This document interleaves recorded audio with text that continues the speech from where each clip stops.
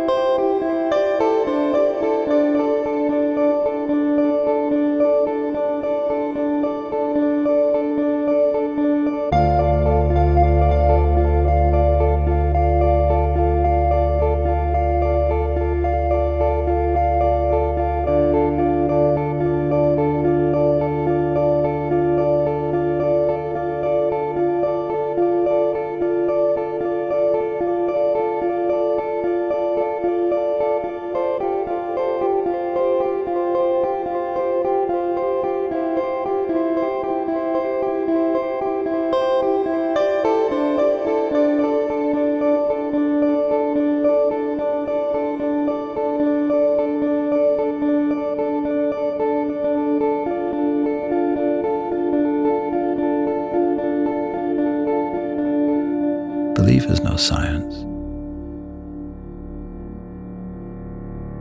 Belief happens only when you sink into those quintessential moments.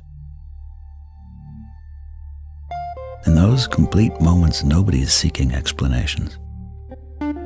Nobody asks how things relate to each other in this particular moment.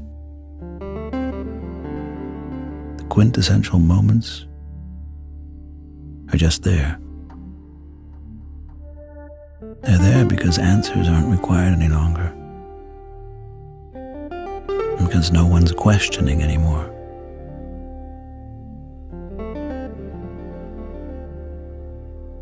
No more questions, no answers, no explanations. A rush without conception, a focus on what's important. Purpose without force, just with honesty, weightlessness, happiness. We believe in the day and in every given minute because every day is like the hiding place of a new longing. Which longing we choose to awaken is up to us. We believe in snow and in our experience, which we've gathered over many years. We believe in the highs and lows. That's how we come to terms with ourselves every day. And we believe in the journey to happiness whose breathless seconds await us everywhere. We've learned to break away during those intense seconds. We've learned to understand our desires and meet all situations with a deep composure. We learn every day because every day brings new moments. We've been given time to transform ourselves from the small into the great. Every image, every breath, every second given to us by life holds something inconceivably meaningful. In that, we can rise up to be secure and complete in every moment, through belief and hope simultaneously. All logical reasoning is lost because we already have everything in every moment. The here and now.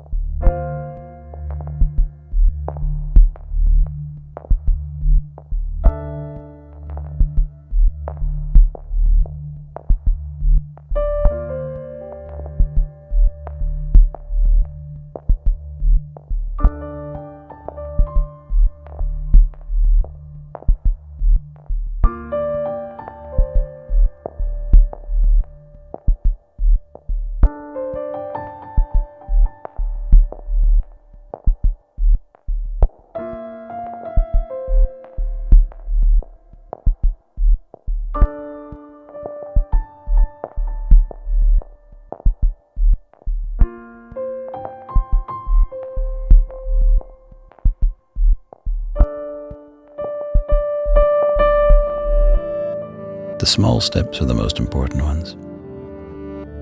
Out there, thousands of possibilities lie often very close to one another. Our movements are intuition. We follow invisible lines that could take us anywhere. There's no more conception, just the flow of things. No one can force us into a system anymore because the system has given way to the present moment. The forest blankets us and suddenly time stands still. We dive into this childlike feeling of security and float through mountain pines and fir trees. Forest flies past us. All our decisions come from a deep belief. Belief in one another, belief in the wonderful surroundings, and finally, belief in something we don't really know. Nevertheless, it accompanies us. They're probably the good thoughts, because the good thoughts are everywhere. First and foremost, there are no problems. They're just challenges that vary from descent to descent. We work with our physical conditioning and our reflexes, but we need the mysticism of the forest. The forest makes us thankful.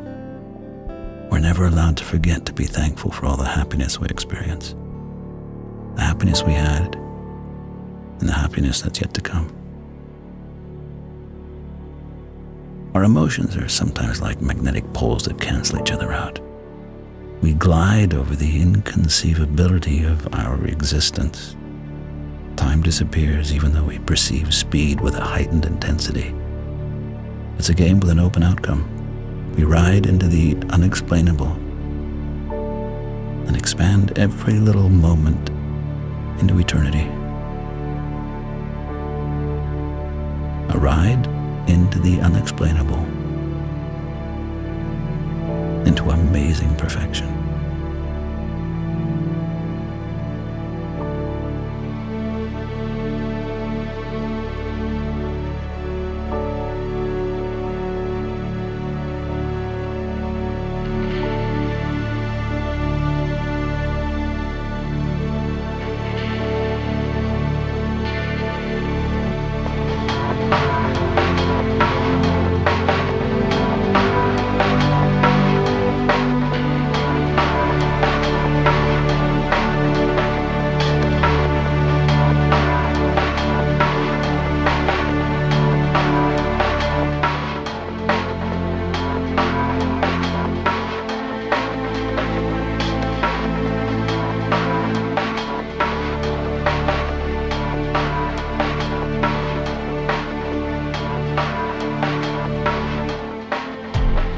The wisdom of old returns time and again. Why should we try to explain this amazing perfection? How should we explain something that's beyond all words? All that is God or belief, hope or happiness, and even these are just words. Words that try to explain. But are we really able to define in words what's beyond conception? Or shouldn't we sometimes just remain wordless? Wordlessly happy?